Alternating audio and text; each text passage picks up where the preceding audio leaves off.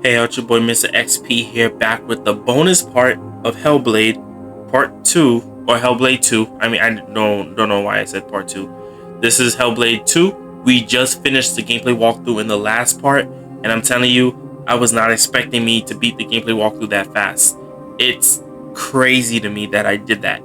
So now we are in the end parts of the game, and we already finished it, but for the bonus part, let's go ahead and check out the bonus features and everything like that. We're just gonna go over like the psychosis bonus feature and the other part of recapping the first contest story. So we're gonna play this first and then this for the bonus features, and then we're gonna check out what we unlocked and the new carrier mode, which we can now check out. Everything else is still the same, and you know already I went over the chapters. There's 6 chapters in the game. They just added a bonus chapter because in Hellblade 1 there's only 5 chapters, so they stretched something to make the game a little bit longer to make 6 chapters, I think, if I'm saying that right. So but let's go ahead and recap the first game, I think, or Hellblade, recap that and then see what happens from that point, and then check out the psychosis bonus feature.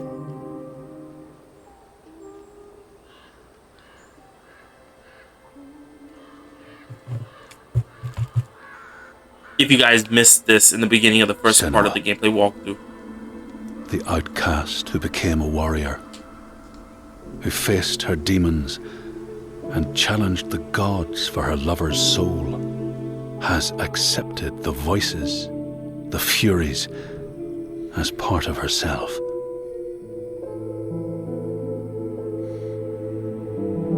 Just like her mother Galena, she was not like other people.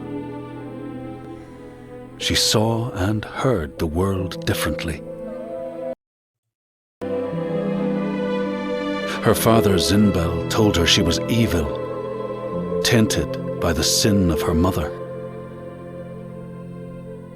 Tormented and afraid, she retreated from the world.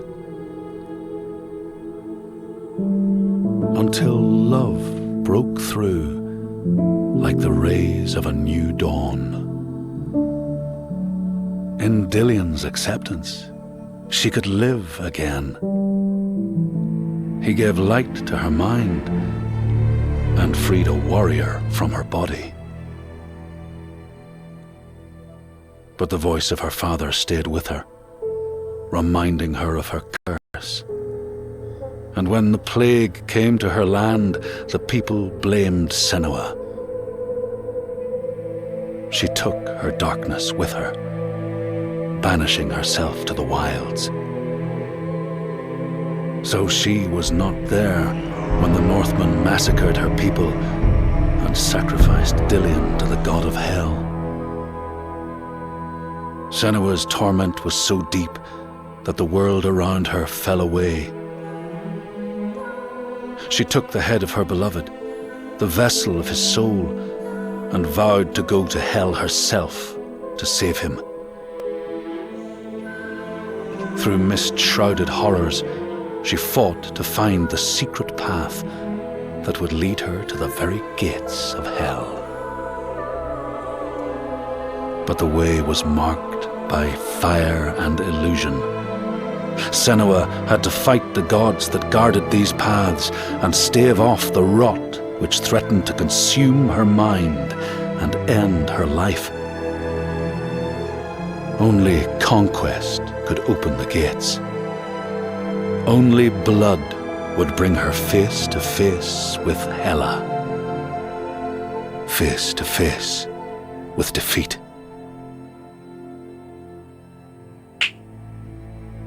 Once again, Senua was engulfed in darkness, lost in a maze of misery and confusion. Until Dillion's voice led her to the promise of victory. A sword that could kill a god. To win the sword, Senua would drown in her darkest memories, pulling at the shards lodged in flesh, mind, and soul. She pressed deeper into the underworld, resisting its grasping hands and deafening cries, until she found her prize, before the guardian of Hell's gates. Senua released her rage, a fury that could not be stopped, not by savage jaws, not by waves of warriors, not by the pull of death itself. In defeat and desperation, Senua begged for her beloved's release. But a sacrifice must be made, and burdens cast away. Senua's fate was never in the hands of the gods, but in her own.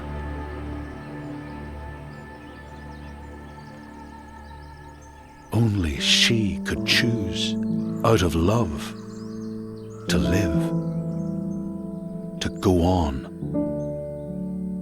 and to take us with her.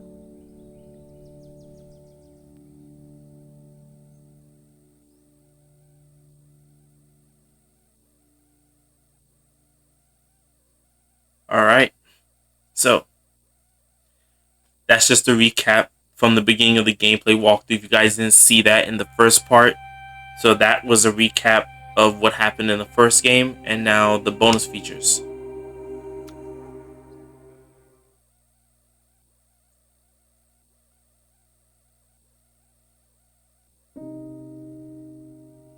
Senua finds a unique courage to keep pushing forwards on her quest, Melina. no matter what. She sees the world differently to those around her and faces challenges others She's really avoid. pretty. When driven so strongly by one powerful purpose, she will do anything to rid the world of the darkness. This is her life's mission, and she will not stop until she fulfills her quest. My name is Eddie, and I have lived with psychosis for most of my life. To me, psychosis means living in a different reality, a reality that isn't shared with other people. Often living with psychosis is dark and miserable. While experiencing psychosis, I've got to hear the voice of God, the opposite, seen and spoken with angels, and been to hell itself.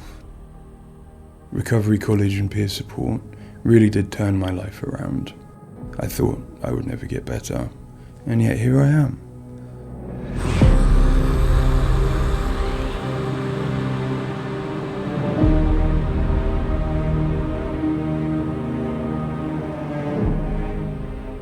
The things that Senua experiences in Hellblade are very similar to some of my own experiences. She lives in a reality that other people might find hard to understand. She sees significance in symbols, in meeting people, in all sorts of things that are going on around her. Senua is experiencing an altered state of reality which would be very hard to understand without having experienced it yourself or playing Hellblade. Lost soul who fought through hell to find us. You were lost. Not anymore. Paul. Are you ready for what you will find here? It's difficult saying that it's an illness, that it's not real.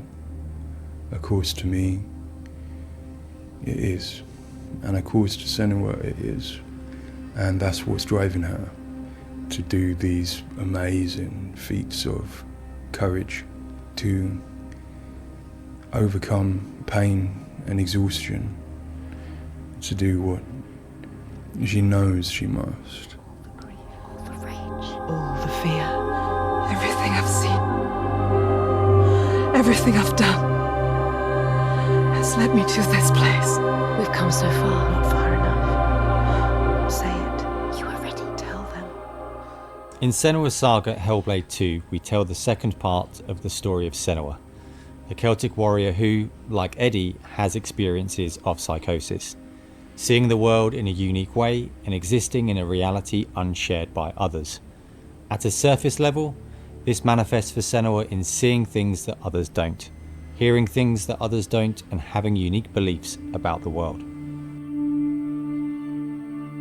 My name's Paul Fletcher. I'm a psychiatrist and a professor of neuroscience at the University of Cambridge, and I've been working with the Ninja Theory team on Hellblade and other projects for several years now. I am a clinical doctor, but have also added research and teaching to my role. And in all three areas, I'm especially interested in the human brain and how it strives to make sense of the world, which is complex and changing all the time.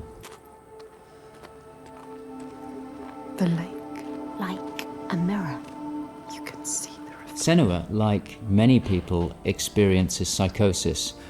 Now, psychosis is not a diagnosis, although it is associated with a number of medical and psychiatric conditions. But ultimately, it's a loose description of a shift in one's experience of reality. What are you doing? Screams of the dead. There's something here. They are not. I need to find out what it is. They are. A person with psychosis might experience changes in their perceptions and their beliefs. For example, they might see or hear things that other people can't. And they might come to believe things that are quite uncharacteristic for them. For example, they might feel that somebody, perhaps somebody even very close to them, is intent on trying to harm them. Now, it's very important to remember that this is not just a vague feeling or an imagination. To the person, it feels like their reality, just as everything around me feels like my reality to me. I, like many people, feel that in order to even begin to understand psychosis, we have to start with thinking about how the brain works in general, how it makes sense of the world around it. And when we do that, we're repeatedly confronted with evidence that actually it doesn't just rely on the evidence of our senses, but it actually relies on what it already knows, on its predictions, its anticipations, and its expectations. Your voices. Now that might seem like a defect. After all, why would we want to rely on what we already know rather than what the world is telling us? But if we did act simply as passive receivers, we would be completely swamped. We'd be like a newborn infant trying to make sense of the colours and shapes without any way of having a framework to try and understand those colours and shapes. Our senses are bombarded with information from the world that's rapid, it's intensive, it is noisy, ambiguous, unreliable. And if we were to try and make sense of that without imposing patterns and expectations, then it would be like trying to assemble a multi-dimensional jigsaw without knowing what the picture was on the box. Many of us think that the brain ultimately is an organ that makes predictions. It craves patterns and associations in order to make sense of the world. And without that, we are confronted with a feeling of uncertainty, of anxiety, of distress, even of fear. They're calling. Something is drawing near. Where do these predictions come from? Many of them are actually embedded in the structure of our brain, probably wired there by evolution. Many of them come from our earliest experiences as babies, trying to make sense of this new world that we're born into. Many come from our early childhood experiences, from what we learn from others and how we interact with others, from our parents, our teachers, our friends.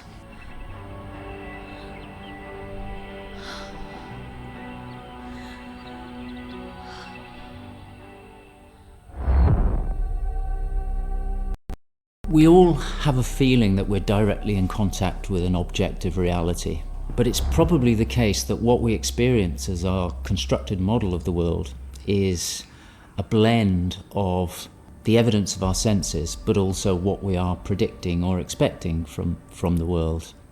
So this blend exists in a very fine and delicate balance, and the weighting of that balance probably varies a great deal across different individuals. But crucially, this balance is what determines how we experience and interpret and act upon the world. And some of them are embedded in shared experiences with others, our society, our culture, our arts, even our religions and our mythologies. So for the most part, this works very well for us and enables us to make sense of the world. But it's also, being a delicate balance, it can be shifted, and it's very easy, even under the most normal day-to-day circumstances, to deviate from objective reality. A good example of this is the hollow mask illusion. All of us are familiar with a mask. We know that it depicts a face and that the inside is hollow. But when we see the mask rotating round and we see the hollow side, there is a deeper prediction, probably embedded in our brain, that facial features tend not to be hollow, that they stick out. And this deeper prediction can override our knowledge that the mask is hollow and make us actually perceive the face as sticking out at us. Despite what we know, the deeper predictions will override this.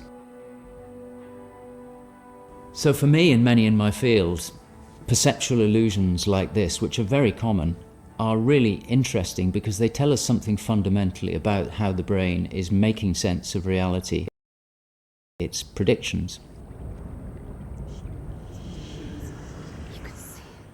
But more than that, for me, it's very interesting because it begins to give us a sense of how psychosis might begin to emerge.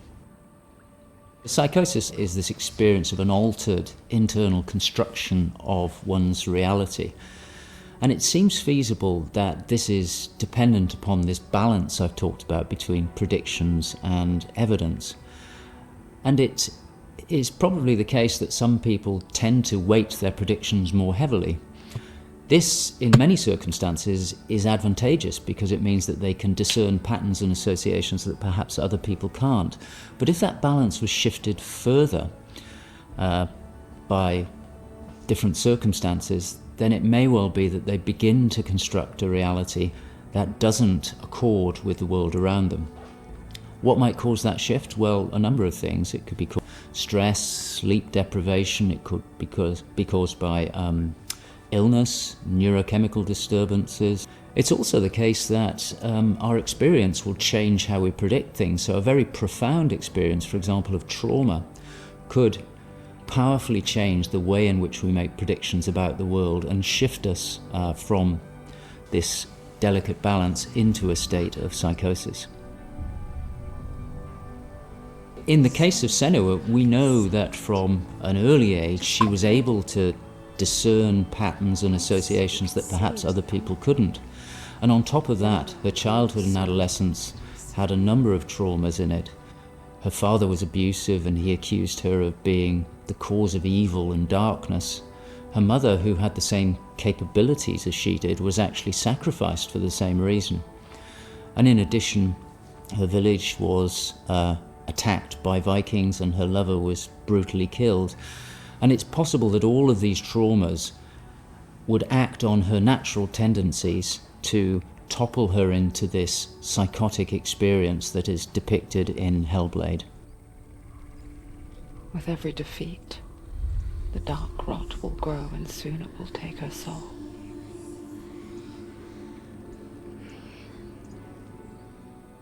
In Hellblade Senua's Sacrifice, we find Senua discovering and understanding her experiences.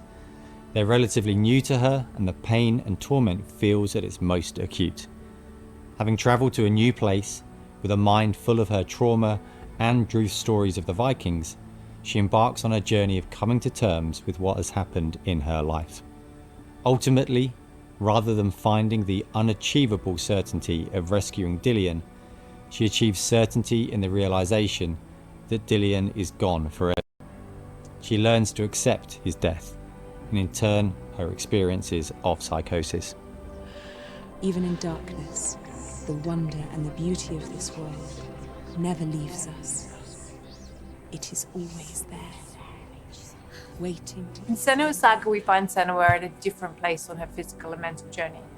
Empowered with the sense that she has overcome her own darkness, she's now compelled to follow a new quest, to save her people from that same darkness. You smell their fear. He's here. Death is coming. Look at the bones. Death is coming for Look at the you. bones. That's going to be you. That's going to be everyone. In Sacrifice, Senua's psychosis is acute and all-consuming. She is preoccupied and absorbed by her experiences. To some extent, she is enveloped and enslaved by the darkness. She cannot ignore her voices and visions. She's totally committed to the quest within her altered reality. In Saga, there has been some resolution to this. There's no miracle recovery. She still experiences the voices and visions. She still has a changed reality. But the balance of power has shifted. She is the one who is able to be in control. She's able to resist and challenge the voices. She's able to make decisions that much more clearly reflect her own goals. I see through your lies, and I will show them how to see as I do. I will not appease your gods. I will destroy them. And in addition, in Saga, she is able to encompass the reality of others. She sees them for the constructions that they are, and she is able to interact with them. And I think that's a very powerful change and a very important area to explore. They have lost everything. In Saga, we've had the opportunity to explore the next phase of Senua's mental health journey. One where she's come to a place of understanding, but where she and us as creators have new challenges to overcome. Where Senua's belief system will clash with that of others. Her experiences will play out in the presence of people who don't share her perspective. And where she feels a new sense of power in being chosen for the quest, but also a new weakness, bowing underneath the weight of responsibility that sits on her shoulders. Wait.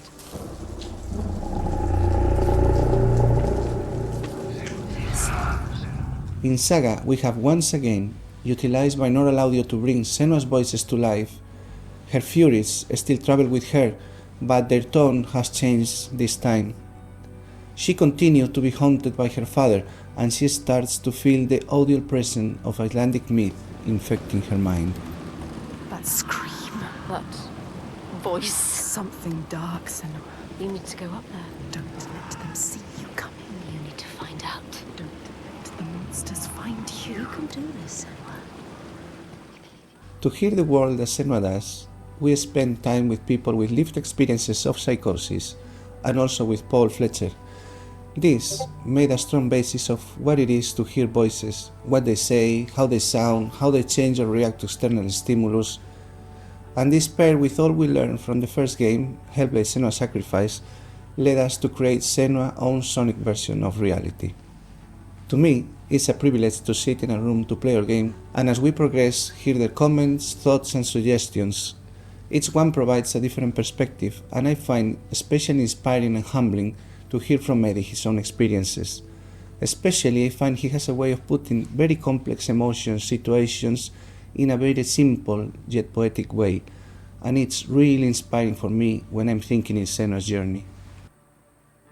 We use binaural audio to bring 3D space in the headphones. This allows to experience the voice hearing and other sounds with a physical sense. Also extremely important is the performance of the voices, and for that we have been collaborating with Helen and Abby, our Furies. They are the most prominent voices of Senua. The way we perform is important as well, allowing for freedom, movement, creative input from Helen and Abby, and also important to have with them conversation and spend time talking about the journey of our character.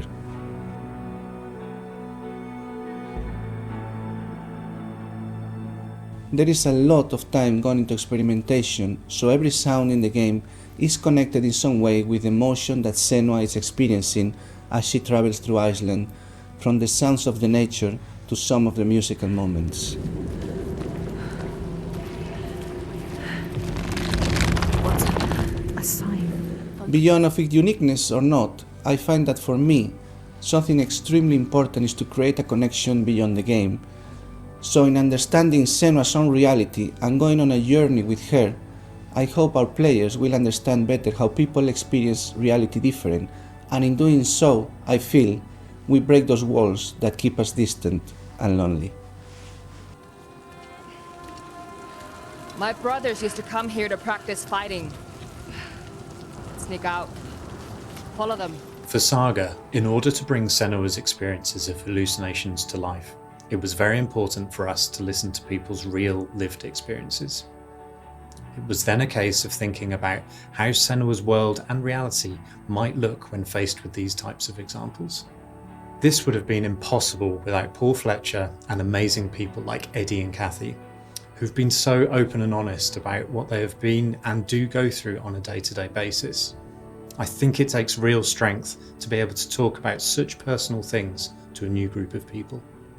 On the visual side, we have lent into things like repeating fractal geometry shapes, cymatic patterns, with lighting and post-processing changes to all help reflect the current feelings of Senua.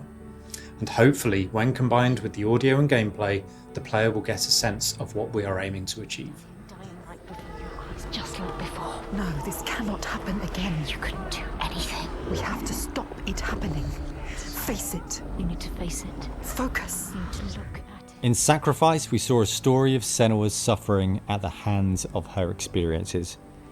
In Saga, we're telling a more nuanced story of the next step on her journey. One where she has found a greater balance, but where her experiences are just as strong. Where rather than being a victim to her experiences of psychosis, she is driven by them on a path that only she sees. Bringing sin with you. The gods cannot be killed. One thing that I find very exciting in Saga is that there's an attempt to explore something that is really neglected in my field, which is the experience of a dual reality that some people have. People who have had Senua's types of experience have spoken to me about this feeling that they have their own reality, but they also recognize the reality that others experience, and it can be very confusing, it can be disorientating. And it's exciting to me that the game contains an explicit attempt to portray this experience of dual realities, and I think it'll be very interesting to see how people respond to that.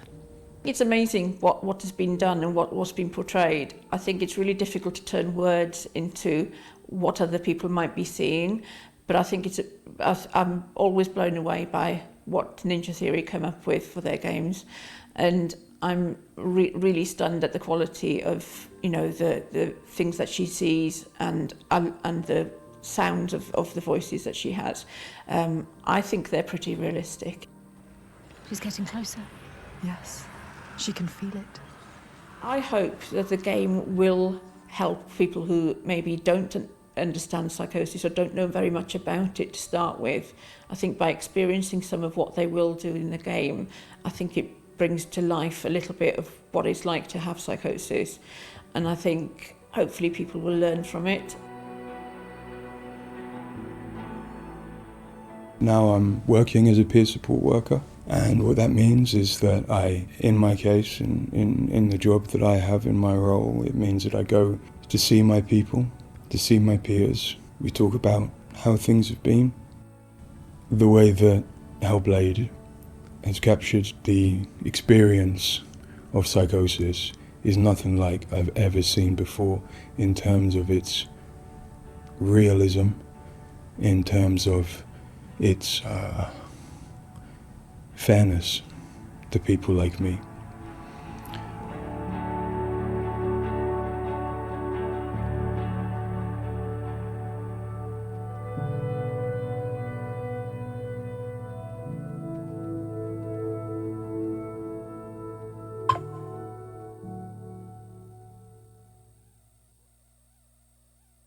And I have no words about that, because like I said before, when I did the live stream, before I continue on for the rest of Hellblade, for this bonus part right here, if If you guys don't remember, I said that when I did the live stream at the beginning of the gameplay walkthrough, I had said that I was going to do something special.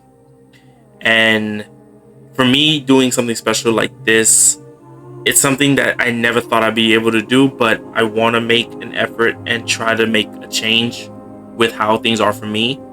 I always explain it through my music and how I want to do, things that I could give back in some way, and also kind of like be a part of something big, because I want to do something not just part of like being a tuber or anything like that or whatever. Don't think that I'm trying to do this to fill a void or something or whatever, because I said in the beginning of the gameplay walkthrough that I have a disability myself, not to compare to psychosis or anything, but I have autism. And in a way, I always wanted to do something to some degree to give back to certain people that's just like me, And one thing that I'm going to be doing is I want to work with an organization or partner with a small company, I think, or whatnot. I don't know how I'm going to do it, but for me to start out right now is just donate naturally and see where things go. And the first thing I want to do is to start out with this part for Hellblade with the gameplay walkthrough. All in all, that I want to go ahead and make a separate vid explaining more detail about it, but I want to put it here first in the bonus part that I want to go ahead and say that I'm putting 2 links in the description box down below where you guys could go ahead and donate to 2 organizations to donate for autism and stuff like that. The first one is let me see. The first one is bgca.org. I'll put the link down below so you guys could go ahead and donate to that. The second one is starlight.org. You could donate there. That's the second one. So those are 2 organizations that I'm going to be going ahead in the near future or somewhat donating to. And if you guys want to help out with the channel the same way and help build the channel, I'm not doing anything that's wrong or whatnot, and I clearly see that you guys might not want to do it, or you guys do want to do it. It doesn't matter, but it matters to me in the end because I'm trying to make a change with my music and with my gameplays for the gaming channel here and my music for the main channel. With how I am with my autism, sometimes to really speak on certain things for myself, it's really hard to like separate certain things in my head. And for example, you've seen throughout my gameplay walkthroughs, it's hard for me to even speak sometimes. It's not like I have a speech problem, it's just more of like I have the thought, I just can't say it clearly.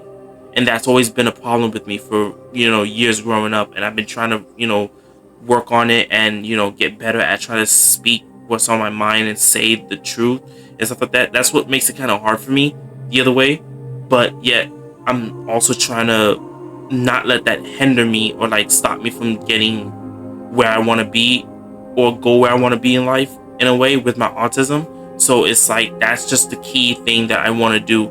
So for you guys to go ahead and donate that way and also help build the channel the same way, I'm also going to put my PayPal link down below so you guys could donate that way. I don't know how I'm going to do it, but let me check into that because I have to check my account and stuff like that and see how I could make like a shareable like donating link kind of thing. But you guys can go ahead and donate to me or for the channel. Everything you guys would tribute will go towards the organizations that I just mentioned, the 2 of them, or I would find a 3rd organization to kind of donate to through my PayPal. And if you guys want to help build the channel and build more future stuff that I have coming soon in the future, you guys can donate through the link for the PayPal to help build the channel. So if you guys think that I would cheat you guys, I'm not. Say for example, someone donates $10 or sends me $10 or $20 through PayPal or whatever, that $20 or that $10 is going towards the next gameplay walkthrough, or it would go towards the next live stream giveaway contest I'll probably do, or I would take it and donate it to the 2 autism organizations, Starlight and bgca.org or whatever. So I'm really serious about this, so you guys don't think that I'm not being serious. I actually do want to make a change, and I'm serious about really making my music and my gaming ways, like basically I want to do what I create and give back the other way and take it a little step further by donating myself. So I'm gonna be doing a $10 donation. I don't know when. I can't do it right now because I have certain key things right now I gotta do. But I'm gonna be donating to one of the organizations $10. You could donate $10, $50, whatever amount you want to donate. I think one showed I think you could donate up to $200. I don't know if that's true or not because there is a link where you can actually set a price of what you want to donate to. So that's just one of the key things I want to do. And yeah, but like I said, I might make a small separate 5-minute, 10-minute vid me explaining about the both organizations and giving a small summary of what I'll be doing with my donations and with you guys donating to my PayPal. So that'll be that. And then now let's go ahead and just check out one last bonus thing here for the new carrier mode. Let's see. Starting a new carrier mode will reset your save file. Checkpoints unlock. Progress and achievements will not be affected. Okay. There's something I want to see. Okay, yeah, here. So we could play the game with the regular concept narrating, or we could play the game with the concept of others. Collect the rest of the statues, the lore statues. See, I told you we had 11 of 18, and we were still missing a few that I want to do a different way. So that's really cool that they gave you an option to play the game completely from scratch the whole other way, or we could play it with the other characters we met so far through the gameplay walkthrough in a way, or we could just go through. Wait, that's locked? Collect the... I want to collect. It's locked. I have to play the game the other way. Dang it. Okay. Play the game with the new POV on the concept from the other characters in the game. We're going to do that. Just to showcase a little bit of it here in the bonus part here for the vid. Seeing things different. Play the game with the alternative. Really? That's an achievement? Okay, I take it. That's a bonus for me. Hey, bonus XP. I mean, Xbox achievement points right there. Is he just gonna recover what I just showed you guys earlier? I have to tell you a story. Oh. I don't come out of this well, but I want you to know the truth, so you can see it all. See a different side. This is cool. Because it's not just Senua who hears things. Sees what isn't there.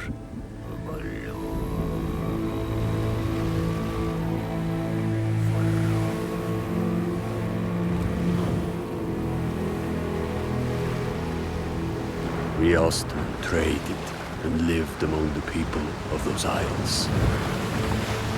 But my father said we needed slaves. And we, unthinking and unquestioning, obeyed.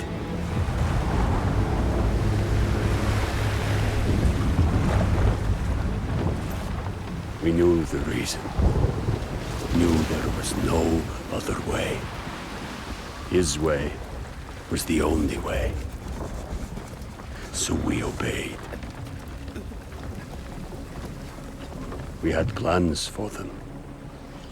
They'd never be our slaves. They were grist for the mill to save our home, to protect us. But plans can drift off course.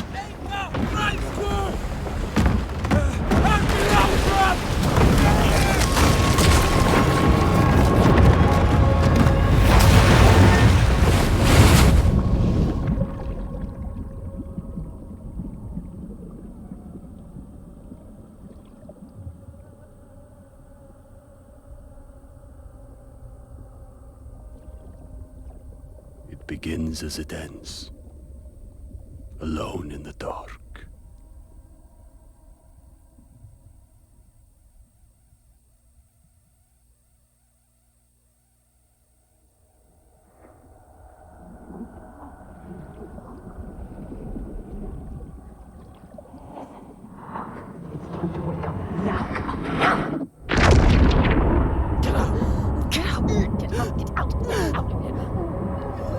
Need air, find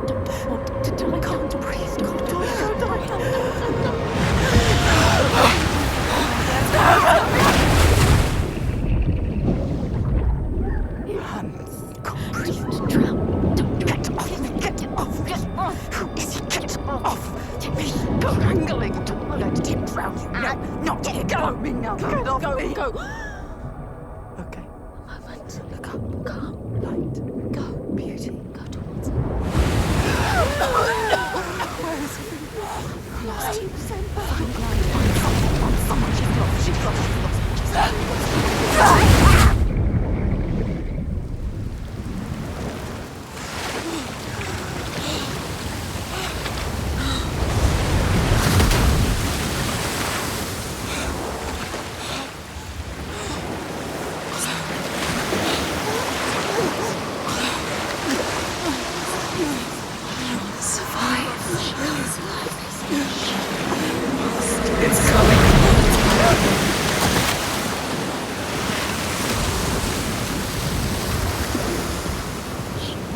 She will survive.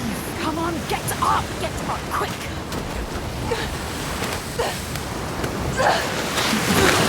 She's too So it seems like the voices. So it seems like the voices are still the same, like the double voices. But the thing is, though, the concept for the narrators are different. I think. Let me just get to a certain point. I'm not gonna record it. I'm gonna cut to it. So hopefully I can skip the cutscene. Pulled into Round's net, but I struggled free and made for the shore. We'd found it.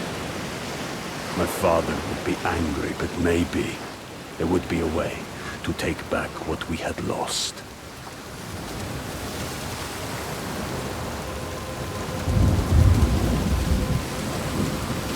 We can't stay here. Too cold. Let's climb. Don't think about the pain. You are a warrior. We are warriors. You should not have come here, child. I had to take them back. They were all that stood between us and the giants. I never wanted it. It went against what I had been taught. Courage. Honor above all. But he said it was the only way. And I obeyed. Okay, so Thorgeir, he's talking about his dad. So it's narrating the game a different way. So you have to realize that it's different than basically Senua explain the concept of what she's doing. So it's a different format. She's going to fall. No! Careful, Senua. So basically, every time there will be a narrating part, it will be somebody else. Which is really cool. Climb. Come on. Don't listen to them. Don't listen to them. Listen to your mom. Coward! Why have we come here? Stupid! Come on, climb! She's too exhausted. Too exhausted. It's too much. Don't look down. Don't let the fear get to you. Listen. What's that? She's too scared.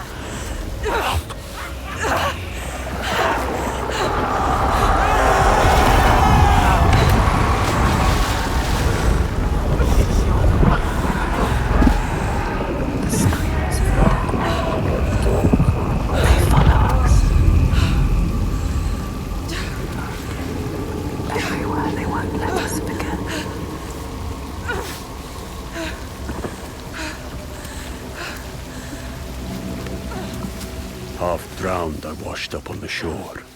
I could hear their voices. My friends, our captives, all calling. Some in despair, some hope. I'm not sure now which was which. We stole them. I'll carry that with me, always.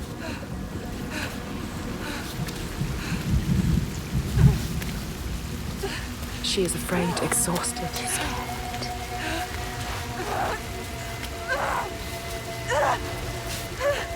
Death is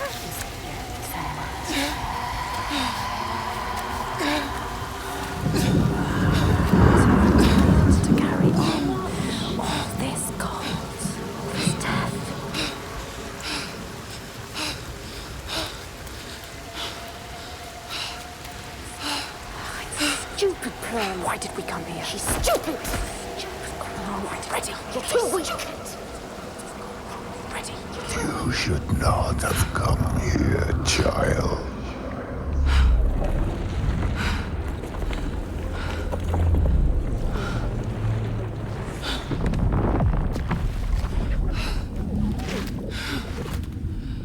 Your hopes were always doomed to fail.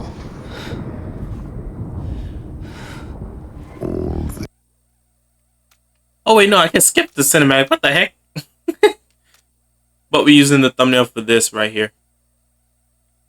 I can't zoom in? No? Okay. Oh, physically zoom in. This way. Just to die among strangers. You! Why did you come back? Did you think you had left me behind? I am always here. I won't listen to you! I hear his voice, not in my ears like her, but in my mind. Strong, my father, driving me on. The only thing I know, my mission.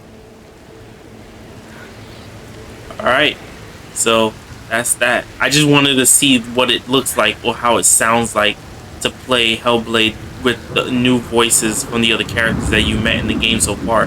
But that's that. I mean, like, it's really another experience. But all in all, it's lots of fun, and I can't wait to play the game again to get the rest of the statues.